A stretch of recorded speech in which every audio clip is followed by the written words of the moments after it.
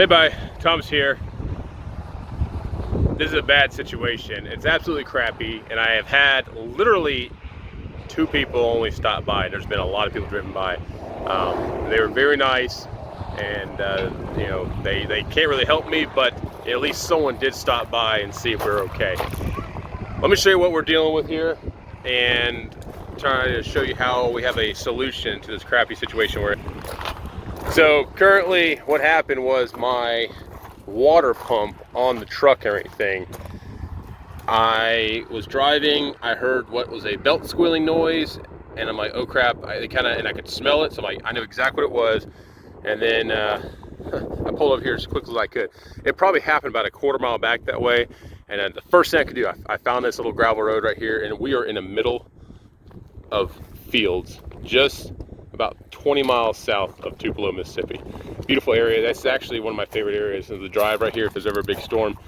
But that's not the point today. So anyways, we've got this situation right here. I have called every single repair shop in the area. Now this is a Saturday, and it was at 10:30 when I started calling. And they said, no, we can't help you. You know, we're gonna be closing at 1 o'clock. We don't think you're gonna get it here in time, this, that, and the other. I'm like, I'm literally 3 miles away from your shop, but neither here nor there. I'm going to make the best of the absolute crappy situation.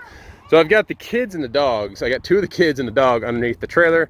They're staying cool down there because it is, thank goodness the heat is not on yet. But this trailer was loaded up with wood. And now what I've done and what my plan is, I've already talked to my dad. He's driving down now, so he's about 3 hours out.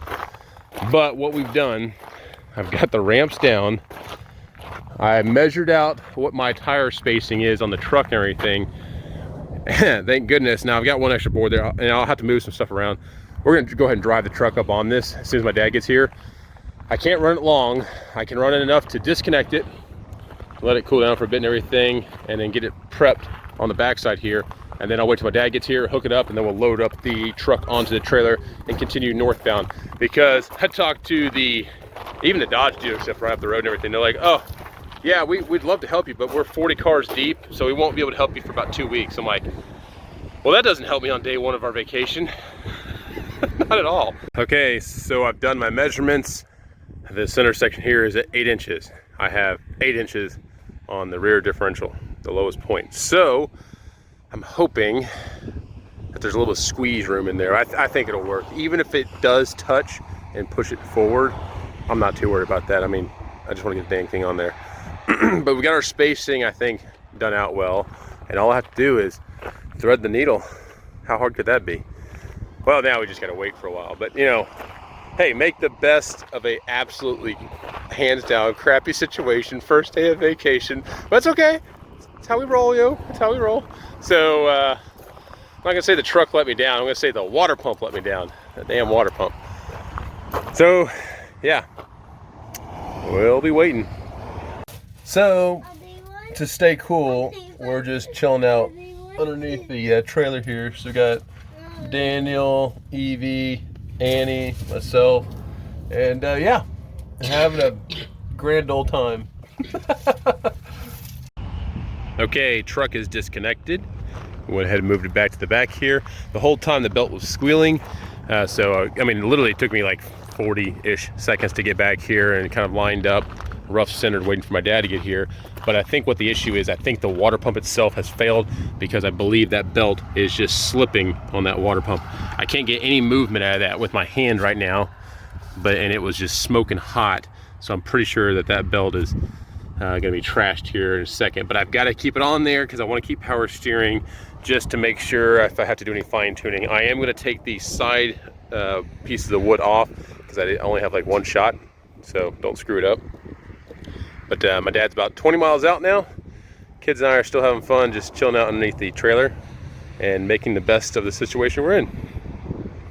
Okay, so we've got the truck ready. I took off a few more boards, and then my dad's up there. He's gonna be guiding me and everything. We're gonna roll up onto there. I won't be able to show the filming of this because, you know, I only may get 1 shot, so wish me luck. All right, folks, 1 shot, got right up there, no problem, everything.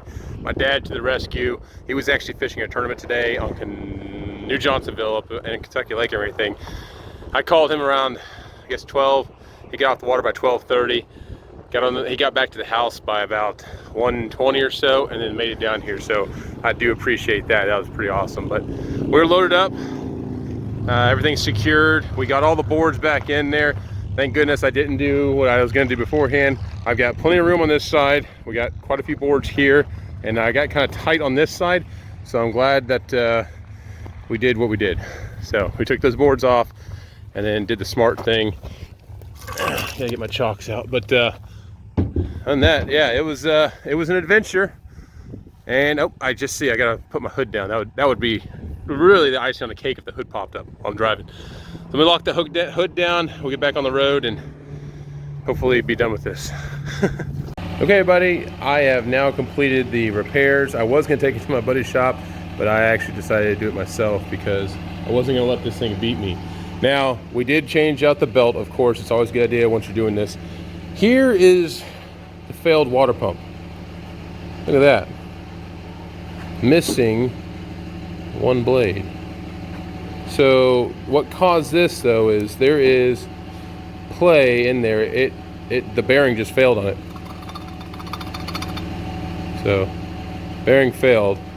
My camera didn't know how to react to that. But yeah, bearing failed, which caused an impingement of the blade, and then the blade failed catastrophically. Now luckily there's a little channel in there, and it was able to be saved and not go into the actual block. Also, while we're in there, changed out the thermostat and all that good stuff. So sorry, my camera is struggling to do the steady control. Not too much on the floor, but we did get everything cleaned up, and with the new belt on there and everything, she sounds good. Temperature, we're gonna let it sit here for a little bit. I've been trying to burp it just to get all the air out of the system, but yeah, it'll take a little bit for her to rise up off that. But long story short, the red Ram 2500 is back up and running, and I'm very happy with that. So yeah, just an example of what took place, and I wasn't gonna let this thing defeat me, so we fixed it. She's back on the road.